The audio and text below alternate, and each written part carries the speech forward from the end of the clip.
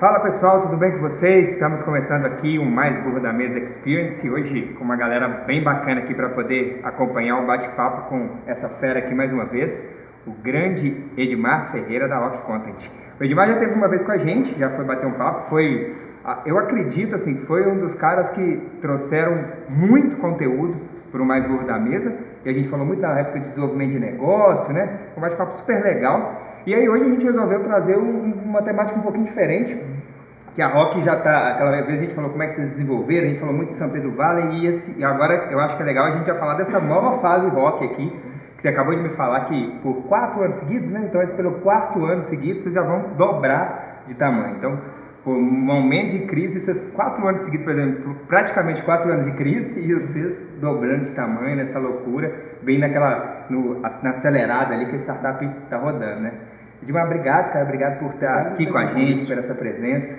Obrigado pelo convite, estou muito feliz de estar aqui. Que ótimo. Vamos bater um papo legal aí. Beleza. Edmar, para a gente começar, eu acho que a galera deve estar bem curiosa, assim, como é que é crescer durante 4 anos de crise e o dobro por ano? Na verdade, tem receita? Como é que é? O que vocês fizeram para poder fazer isso? E especialmente nesses, acho que os últimos 2, que eu acho que foram os piores anos que tiveram aqui, né? Como é que foi isso, cara? Acho que tem 2 fatores importantes, assim. Eu acho que o Matt, que é o meu VP de vendas, a gente trouxe ele dos Estados Unidos. Ele trouxe ele da HubSpot, né? Ele estava lá na HubSpot, em Boston e tal. Ele mudou de lá para cá para trabalhar comigo, trabalhar na Rock Content.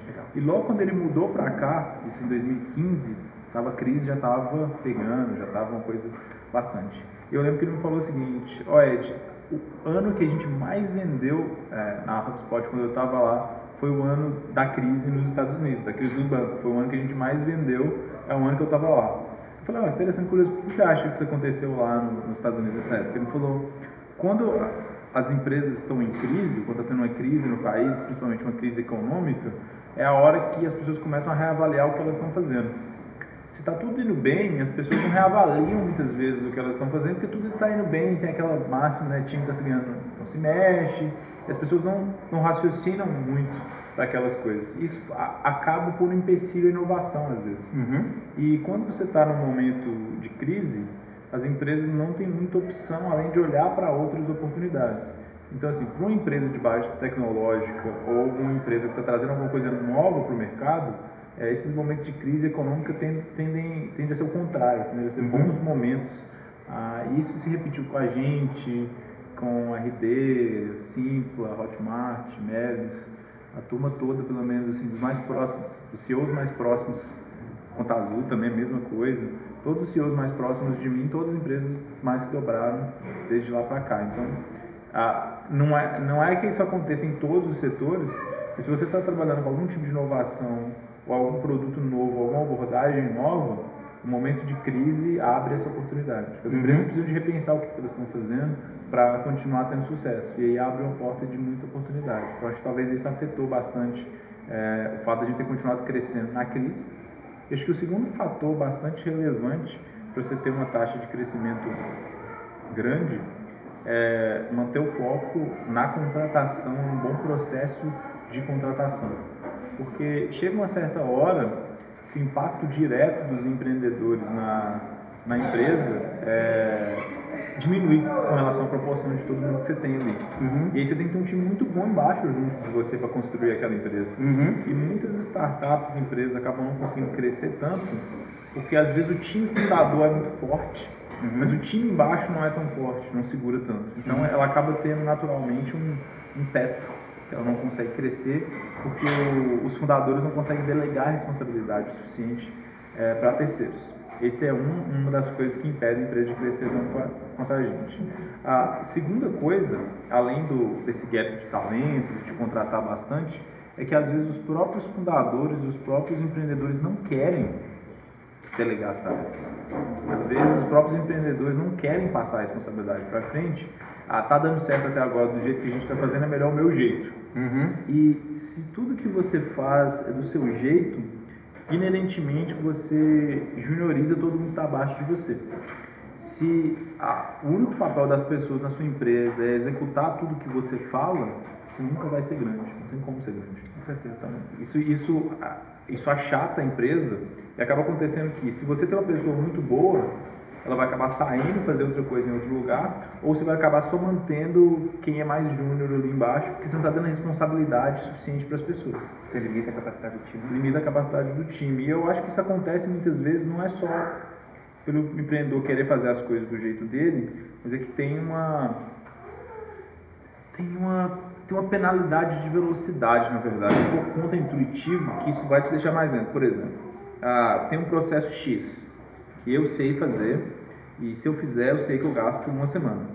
E se eu for colocar uma outra pessoa para fazer, talvez ela vai gastar 2 semanas, e talvez ela vai ainda fazer errado, e eu vou ter que esperar ela fazer certo. E aí, o grande perigo que tem, principalmente quando você está movendo tão rápido, é de você ir lá e não deixar a pessoa errar e não deixar a pessoa abrir sozinha. Você vai lá e põe a mão no meio, você vai lá e promete, você vai lá e faz. Isso junioriza o time e isso impede a empresa de crescer. Você não vai conseguir fazer isso o tempo todo para todo mundo. E eu acho que isso acaba atrapalhando muitas empresas a dar o próximo passo, porque não vai ter o capital humano necessário, porque você não formou e você não deixou crescer aquele capital. Tem esses conselhos eu chamo de conselho de revista, né? Que bobagem que eu falo. Tipo assim, só contrate pessoas A para o seu time, só contrate os melhores. Aí você escuta as pessoas falando essas bobagens. Ora, se todo mundo está contratando os melhores, tem alguma coisa errada, não tem? Se todo mundo tem os melhores o tempo todo para todas as posições, é uma bobagem isso, na verdade. Né? A estatística não fecha, né? Se mais da metade das pessoas acham que eles estão acima da média, alguém está errado nessa conta. E eu acho isso uma bobagem no sentido de que nem sempre você vai conseguir contratar todos os melhores para todas as posições, e ter consciência disso significa que você pode trazer gente com bastante potencial e bastante talento e estar disposto a treinar essas pessoas, a fazer com que essas pessoas se tornem os melhores no que elas estão fazendo. Mas acreditar que a sua empresa é especial, que você tem os melhores em todas as posições, só faz de você um iludido. Ou burro. Mas você tem que permitir que as pessoas cresçam. E permitir que as pessoas cresçam, às vezes, é permitir que elas cometam falhas, às vezes é permitir que elas façam erros e não consigam fazer tão bem quanto você é capaz de fazer, mas uma vez que elas cresçam, a escala que você vai conseguir ganhar, o quanto que as coisas vão se desenvolver, atinge um outro nível, um outro patamar. Tem uma curva de aprendizagem, né? Lógico, todo mundo tem curva de aprendizagem. Todo mundo. Ninguém nasceu sabendo fazer nada, praticamente, né? Teve uma coisa que você falou, Edmar, que foi legal, que aí você falou que você trouxe o VP e que aí essa questão da crise foi uma grande oportunidade. E na prática, como é que vocês fizeram? Vocês colocaram pontos no discurso dos prospects a respeito de uma inovação na crise? Como é que nesse momento não é a hora de fazer a mesma coisa? Na prática, vocês pegaram e formularam uma estratégia para já aproveitar esse momento com o time de venda? Isso está no DNA do nosso processo de vendas, né? O nosso processo de vendas é um processo muito consultivo, que a gente tenta fazer com as empresas que a gente vende, entender qual que é o objetivo daquela empresa, onde que aquela empresa quer chegar e como que o marketing de conteúdo vai ajudar aquela empresa a chegar naquele objetivo.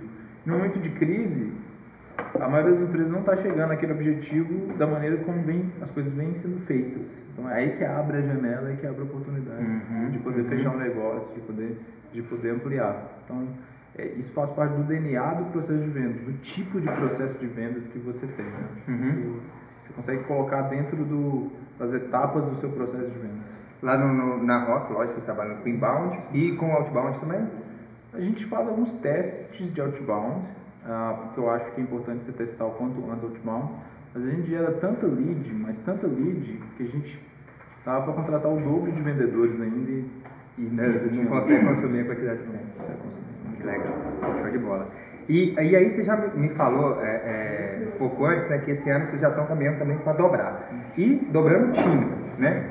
E, a gente conversou, acho que do meio para o final do ano passado, vocês estavam com 170, agora você está fechando com 240 e já quer contratar para 300 até o final do ano. Então, assim, um ritmo hiper, ultra acelerado. E, cara, esse monte de gente chegando na empresa, um monte de coisa acontecendo e esse crescimento todo vindo. Como é que é essa loucura lá, para poder administrar essa loucura lá dentro? Eu acho que você tem que ter alguns processos sólidos, por exemplo. Se você contrata muita gente muito rápido, você tem que ter um bom processo de onboarding, né, para trazer todo mundo na empresa. Então, lá na Rock, todos os funcionários novos entram no mesmo dia, aí eles são recebidos lá, aí tem ao longo da semana, né? Uma série de talks, eu dou um talk explicando a empresa, explicando as métricas da empresa, tem talk do RH, eles vão em cada departamento aprender o que cada departamento da empresa faz. Isso é a primeira semana. Eles só começam a ir para os seus próprios departamentos e aprender sobre o próprio trabalho na segunda semana. Na primeira semana é a semana deles entenderem como que a Rock Content funciona, quem que a gente é, como que as coisas funcionam, para daí eles começarem ao trabalho deles de fato. Faz com que eles conheçam todas as áreas, faz como é uma turma, e nessa turma vai ter gente de todas as áreas, faz com que eles conheçam instantaneamente gente de todas as áreas quando eles entram. Seus colegas dele, aquela turma que formou, de que entrou no respectivo mês. Isso ajuda a integrar as áreas, porque quando você cresce muito rápido, o que acaba acontecendo às vezes é que as áreas começam a se separar muito. Uma tendência natural de separar. 2014, 2015, a Rock Content tinha 50 pessoas. Nossa. Hoje só o time de vendas tem 60. Então só o time de vendas é maior do que a empresa era. Isso faz o quê? Com que você acaba construindo meio que culturas separadas e empresas separadas. Cada departamento acaba virando meio que sua própria empresa. Você tem que lutar contra isso o tempo todo para garantir que todos os departamentos tenham homogeneidade na cultura. Então fazer um processo de onboarding é o que te garante que você não está contratando reativamente. Porque se você não tem uma semana para tirar para aquele cara que você contratou, para ele conhecer a empresa, é porque você está contratando afobado demais. Você já está contratando para cumprir buraco e a falta de planejamento. Você tem que ter um time certo, você tem que poder ter um processo para as pessoas entrarem e conhecerem, entenderem a empresa, entenderem como que as coisas funcionam. Então, acho que isso ajuda a manter um processo funcional. E é claro, o time de RH tem que ter um processo muito bem azeitado de contratação, de base, de filtro. A gente tem um processo na Rock que são usualmente são 4 entrevistas até a contratação. Então, cada parte do processo é desenhado para eliminar um tipo específico de dificuldade que a pessoa tem. Até chegar na última etapa, que é comigo. Até hoje eu faço todas as entrevistas finais, todos os 240 eu entrevistei pessoalmente, continuo fazendo, que é a entrevista de cultura, para saber se a pessoa tem os valores da Rock, se essa pessoa se encaixa com o que a gente acredita, que é muito importante para a gente. Então, essa segunda parte de ter um filtro de cultura também é muito importante.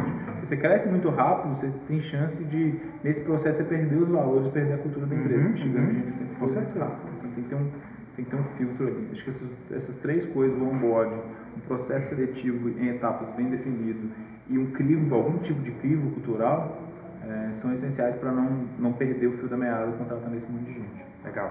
Eu acabei de ler o livro eu esqueci até o nome dele, mas é o Sales Acceleration Formula, que é o do HubSpot. Roberto, né? Isso.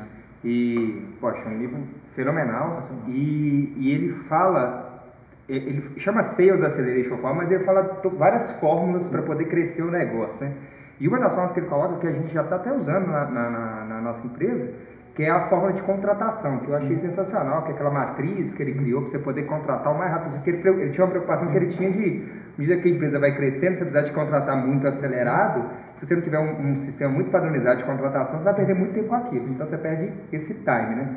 Você usa algum tipo de ferramenta parecida com essa? A gente tem as perguntas padrão de cada etapa, que a gente usa um sistema também que chama Lever, lá você consegue criar todas as etapas da contratação, você cria a entrevista estruturada lá dentro, e aí o gestor de cada etapa, ele marca lá se ele quer contratar aquela pessoa ou não, e para cada pergunta ele dá uma nota de 0 a 10, quanto aquela pessoa foi na pergunta, e aí ele dá um scoring automático de contratar ou não contratar baseado nas notas que foi dado.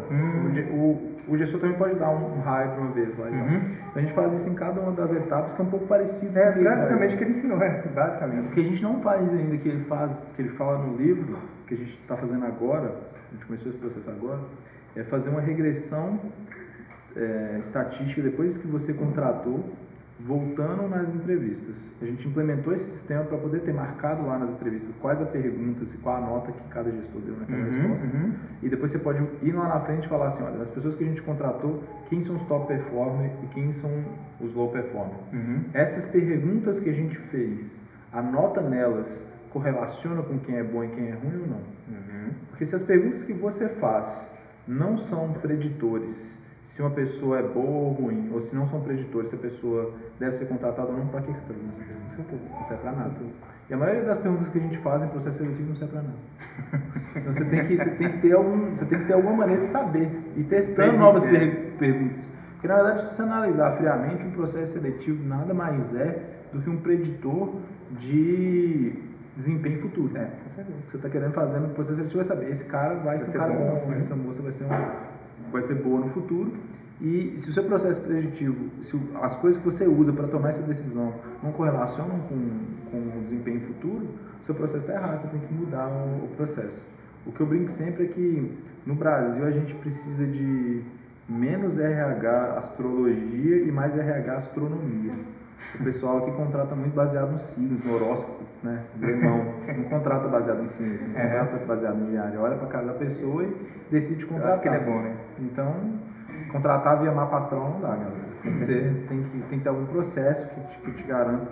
Porque na Rock a gente tem uma questão muito séria com ter um processo seletivo de promoção de RH que seja o mais isento possível. Eu acredito que as pessoas naturalmente têm vieses e têm preconceitos, é uma coisa natural do ser humano. E é papel da empresa e é papel do gestor contrabalancear os vieses e os preconceitos naturais que todo mundo tem. Então, quando você tem um processo que ele é o mais explícito possível, fica mais difícil se abrir margem a viés individuais. Por exemplo, se você tem um scorecard, tem as perguntas, e você tem um gestor que tem algum preconceito específico, ele não tem muita abertura para não contratar uma pessoa que tem nota alta em todos os critérios, se ele não vai poder falar, não contrata, mas por que você não contratou esse cara? As notas estão ótimas em todos os critérios, e aí? Você não abre espaço para para tanta subjetividade. É óbvio que todo processo seletivo sempre vai ter subjetividade, mas não é porque sempre vai ter subjetividade que você não tem que lutar para diminuir a subjetividade, né? Parece, às vezes, eu escuto muito uns erros de raciocínio, umas bobagens que as pessoas falam, as coisas assim, às vezes. Uma frase que eu escuto muito assim: mas a ciência não explica tudo. Ora, mas o fato da ciência não explicar tudo significa que o que a ciência explica você não tem que aceitar? Entendeu? Se uma faca não serve para fazer tudo, você vai deixar de usar a faca para cortar o pão? Não faz sentido. Então, não é porque você não é capaz de eliminar toda a subjetividade do processo que você não pode tentar eliminar parte da subjetividade. A desculpa que as pessoas usam é falar, não, mas o processo seletivo sempre vai ser subjetivo.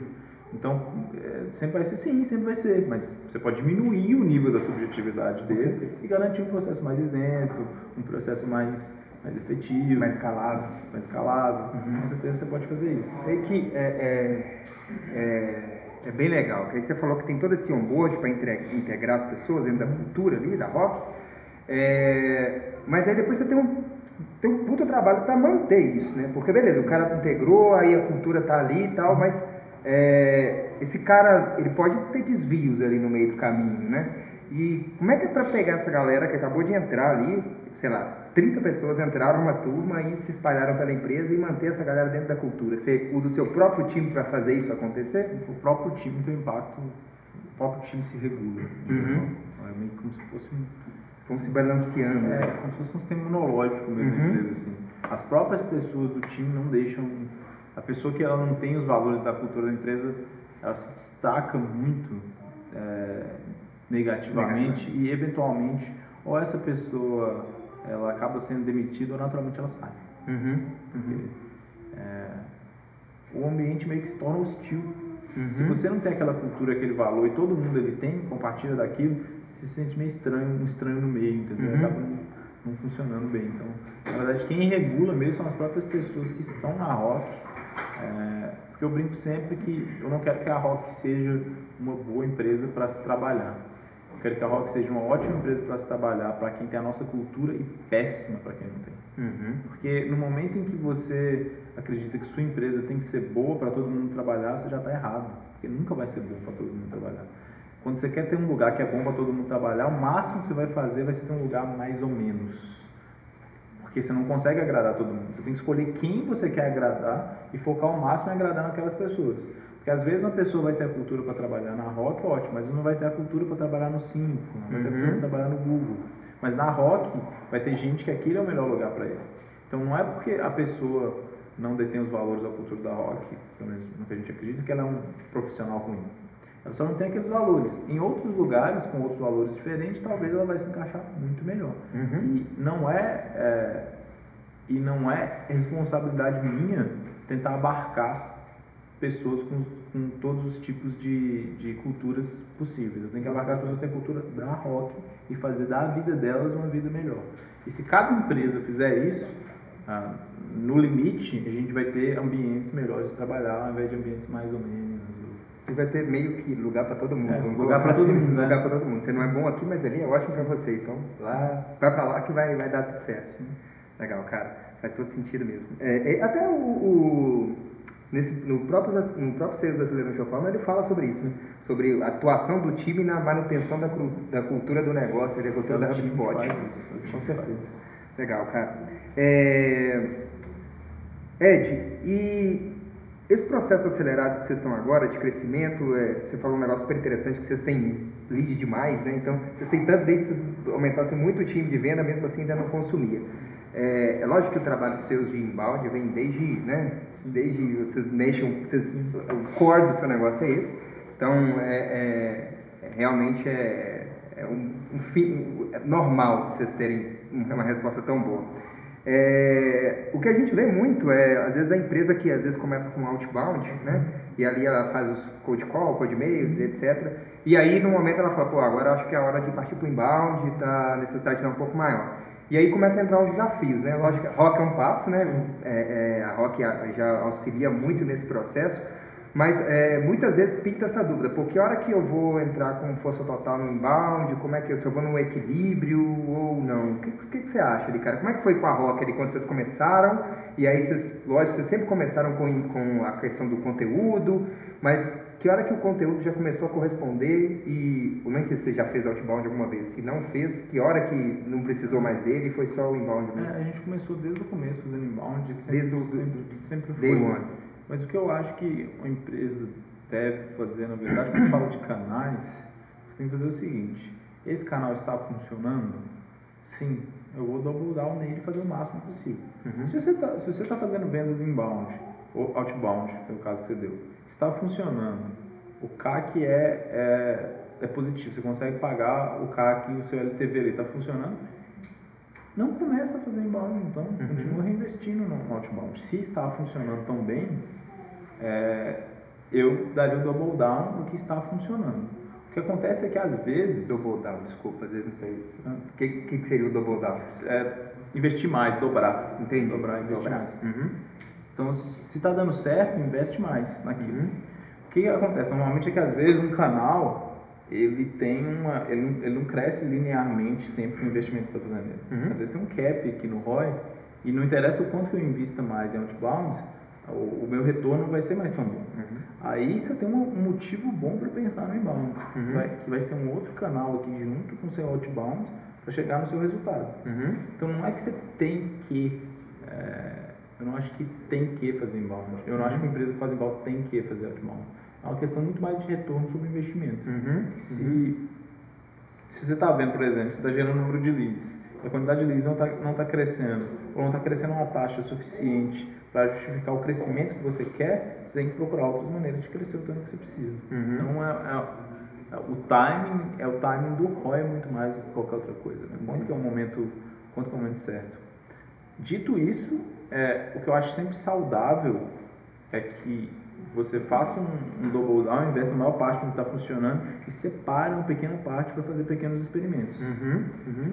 É que tem um ponto que às vezes você está fazendo ali, vamos falar, você foca no canal, está dando ROI e aí chega nesse teto que você falou. Mas chegou no teto, para você começar um outro canal, você vai dar uma estacionada, né?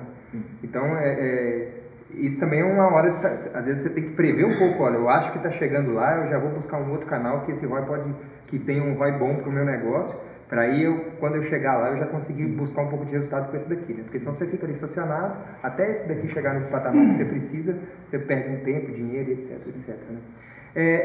Edmar, para a Rock agora, cara, vocês dobrando esse ano, quais são os próximos anos, os próximos planos? Ano que vem dobrar de novo, triplicar, quadruplicar? O que vocês estão planejando fazer aí? A gente continua num plano de crescimento bem agressivo para o ano que vem. A gente começou agora o nosso primeiro teste de internacionalização, fechamos os primeiros clientes no México. Legal, cara. Mês passado, publicamos os primeiros ativos. Então a gente vai continuar com esse experimento da expansão internacional. É claro que o Brasil provavelmente vai representar esmagadoramente o nosso crescimento em 2018 e 2019, mas eu acredito que para 2020 a operação mexicana já vai começar a representar um montante razoável. Hoje eu não me preocupo muito com o crescimento da Rock no mercado brasileiro em 2018 e 2019, mas eu me preocupo em manter a taxa de crescimento da empresa para 2020 e 2021. Acho que aí sim a operação mexicana vai ser essencial. Você tem que começar a investir antes, né? Muitas empresas no Brasil às vezes cometem um erro, eu acho, de pensar em internacionalização só na hora que precisa. Então o cara está crescendo. Aí ele começa a crescer menos, uma taxa menor, começa a platô, agora eu vou começar aqui. Só que até que uma operação nova comece, até que, por exemplo, suponhamos que a operação no México siga a mesma curva de crescimento no Brasil. Se no primeiro ano da operação mexicana tem o mesmo resultado que a gente teve no primeiro ano da Rock no Brasil, é insignificante para o tamanho que a empresa é hoje. Zero, praticamente, comparado com o que a gente é hoje. Vai apresentar 0,1% do que é a Rock hoje. Então, às vezes, você olha para isso e fala assim, nossa, mas vale a pena esse esforço que eu estou fazendo. Só que aí no ano 2, de lá, se continuar com o ritmo de crescimento, já vai começar a aparecer uma coisa significativa. No ano 3, vai aparecer uma coisa mais significativa. Só que eu não posso esperar chegar. Se eu esperar chegar em 2020 para fazer isso, eu só vou ver o resultado de fato em 2023, muito distante. Então é interessante você começar a fazer. É claro que agora que a gente já está nesse patamar, a gente pode se dar o luxo de fazer alguns experimentos, algumas apostas, né? Esse tipo de coisa é uma aposta. Mas eu acredito bastante que a gente deva fazer isso, deva experimentar, deva avaliar outros mercados. O México é a segunda maior economia da América Latina, né? Tem metade da população do Brasil e também metade do PIB. Então você pega a América Latina, o Brasil é metade do PIB da América Latina inteira. Então você pega a América Latina inteira, tira o Brasil e o resto. O México é metade dessa metade. Então o México é 25%. Se você pega Brasil e México, você tem já 75% de todo o PIB da América Latina. Se soma todo o resto, dá só 25%. Então, se você tem uma dominância boa no Brasil e México, você já tem um mercado bem considerável. Não que a gente não pense em ir para Argentina, para o Chile, Bolívia, etc., mas são mercados muito menores do que o México. Todos eles somados ao México. Entendi. Por isso a gente optou por tentar essa expansão pelo México. Estados Unidos, Europa? Acho que não. Acho que vai demorar muito se a gente for fazer uma expansão para lá. Acho que até a gente conseguir dominar o México vai ter um tempo bom. Assim, eu não queria fazer investimentos muito pulverizados em vários lugares. Eu queria manter a cultura da Rock, manter o crescimento. O Brasil é muita coisa. O México é meio Brasil também, é muita coisa. Com certeza. Pensar em Brasil e México já dá para fazer uma empresa bem grande, considerando os dois mercados. Legal, muito bom. Edmar, show de bola, cara. Acho que assim, você já trouxe muita coisa já pra gente. E acho que é legal agora abrir um pouquinho para o pessoal poder fazer umas perguntas, beleza? Galera, quem quer fazer umas perguntas aí? Não se acanhe. Mas bom, Thiago, você falou muito aí da parte de contratação. Obviamente não vai conseguir contratar sempre os melhores, mas você treina para que eles possam realmente alcançar esse patamar. Como é que faz para manter essas pessoas que estão nesse patamar então de excelência? Então eu treinei o cara, ele chegou num ponto realmente fantástico, dentro daquilo que ele pode me entregar. Como é que mantém essa pessoa motivada ou cria para ela outras expectativas? Como é que funciona isso com os top de dentro? Eu acho que você tem que ter um caminho claro ali de crescimento dentro da empresa e tem que ter uma conversa franca com as pessoas do que elas querem para a carreira delas. E tem uma mentalidade que eu considero às vezes muito atrasada aqui no Brasil, de achar ainda que as pessoas vão ficar no mesmo emprego durante muito tempo. Não vai acontecer. Assim, mesmo que a gente gaste o dinheiro treinando, eu não considero que todo mundo vai ficar na Rock para sempre. Porque a natureza do trabalho hoje, ela é diferente. Tem um livro muito bom do Reid Hoffman, que é o fundador do LinkedIn, que chama A Aliança. E ele fala que hoje em dia o que acontece no mercado de trabalho, principalmente no Vale do Silício, etc., é que a relação de trabalho não é mais um casamento como era antes, o cara ficava 20 anos na empresa, aposentava na empresa. É muito mais uma aliança temporária para atingir um objetivo específico. Então, o que ele fala no livro é que, na verdade, essa dinâmica se inverteu. Você vai ter um pool de gente que vai ficar na empresa por 2, 3, 4 anos, que vai ser um volume muito grande das pessoas que você tem. Você vai ter um grupo menor de pessoas, que essas são as pessoas que eles chamam de fundacionais, que são as pessoas que mantêm a empresa e essas sim vão durar muito naquela empresa, que aquilo é o lugar daquelas pessoas. Porque muita gente, mesmo no mercado de trabalho, ainda não se encontrou ainda, na verdade. Não achou o lugar dele ainda. E às vezes, essas pessoas que encontraram o lugar delas na Rock, essas são as pessoas que vão ficar e essas são as pessoas que vão fazer a empresa expandir. Os outros, o que eu tenho que fazer é ajudar eles a se encontrar. Seja na Rock Content, seja fora da Rock Content, eu preciso ajudar ele. E essas conversas francas são importantes pelo seguinte: se a pessoa for sair, ela vai sair de todo jeito. Se você tem uma conversa aberta e tem um plano com essa pessoa de carreira, para onde que essa pessoa vai, o que é o próximo passo dela, se ela for sair, você vai saber antes e ela vai treinar uma outra pessoa e vai te ajudar a resolver esse problema. Porque ela vai sair de todo jeito. É melhor você sabendo ou você não sabendo. Então, por exemplo, eu não vejo problema nenhum, já fiz isso inclusive, de ter uma pessoa no meu time falando assim: cara, onde você quer estar? Qual que é o seu gameplay? Eu quero trabalhar em tal lugar fazendo isso. Eu não tenho as habilidades necessárias para fazer isso em tal lugar. Aqui na Rock vocês não vão fazer isso. Mas se eu aprender isso e isso aqui na Rock, eu consigo aprender o resto que falta e eu vou trabalhar na empresa. Há quantos anos você quer isso? 2 anos. Então, vou fazer um plano para você aqui. Se você pegar posições aqui na Rock, vão permitir que você aprenda essas coisas, que eventualmente você vai chegar lá. Agora, para os membros da sua equipe que são fundacionais, que são as pessoas que acharam-se ali, que gostam da empresa e tudo mais, você tem que ter um plano bom de crescimento para elas dentro da empresa, seja em cargos de gestão, seja em cargos técnicos, que às vezes o cara não quer ser um gestor. E esse é um outro mito que tem, né? Seu impacto na empresa não depende de quantos funcionários você tem, depende do impacto do seu trabalho. Então, tem gente que vai crescer para ser um técnico muito bom no que faz, e gente vai crescer para cargos de liderança. E a outra maneira de fazer isso é efetivamente fazer com que as pessoas virem sócios da empresa e distribuir ações da empresa para essas pessoas que são tão fundacionais para a empresa. Porque aí, quando ela é dona de um pedaço da companhia, aí, obviamente ela vai tender a querer ficar mais na empresa. Show de bola. Hoje, Douglas, vocês têm mais ou menos quantos que são fundacionais na sua equipe? Você consideraria eles como fundacionais? Quantos por cento? Uns 15%, mais ou menos. Uns 15%. Eu diria uns quase 40 pessoas hoje, dos 240. E aí vocês já estão começando a fazer equity da empresa com o pessoal mais fundacional, o pessoal que já está mais antigo, já está desenvolvendo o negócio? Já tem alguns que tem, já tem alguns planos já para mais pessoas terem. Mais pessoas terem. É uma coisa que eu pessoalmente gostaria muito de fazer. Não é tão comum quanto deveria aqui no Brasil. Nos Estados Unidos é muito mais comum e aqui é difícil, não é tão comum. Até mesmo em startup não é tão comum como deveria. Boa parte das startups acaba distribuindo muito pouco equity, eu acho. O povo é muito pouco generoso nesse aspecto, porque eu acho um erro muito grande, inclusive, né?